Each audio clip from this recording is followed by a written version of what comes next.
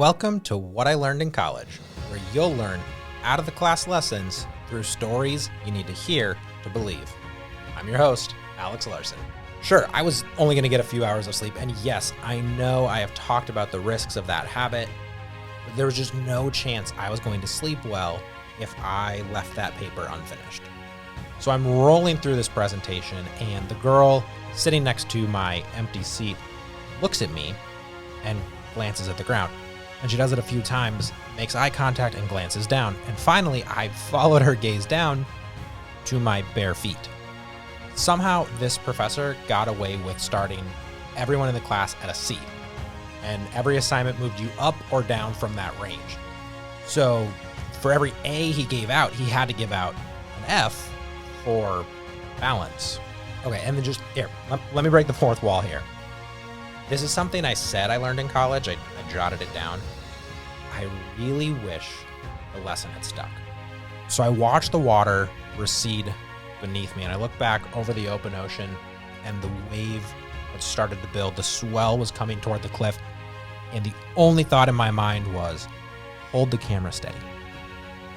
I jumped. If it feels crazy doing it, it's probably going to make a great story. Whether it's jumping off a cliff, or eating the weird food, or hiking the mountain, or running from the Secret Service. I spent so much time wearing clothes I wanted to like, desperate to shed my skin just to get out of this stupid sweater. It seemed like everybody else wore these clothes and everybody else had friends, and I wanted to be liked, and so I wore the sweater. Eating felt like torture, and I was so nervous that I paced up and down the hallway, thinking through what I was going to say before I went into Coach's office.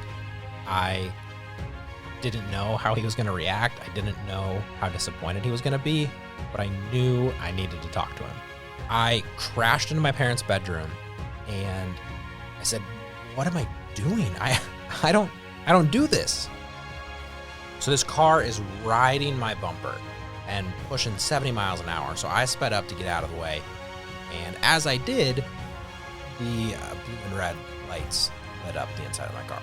It was a nuisance, yeah, but making a trip down to that yellowish basement meant I finally decided to stop myself from crashing completely. So there was blood in my shoes, brand new shoes, brand new blood. I couldn't decide if I was more bothered by the stained leather or by the raw skin on my heels. So I reached back over my head, grabbing the next rung on the ladder. Every step meant a brief second of dangling my feet beneath me, and the 300 feet of empty air turned the sweat on my back to ice.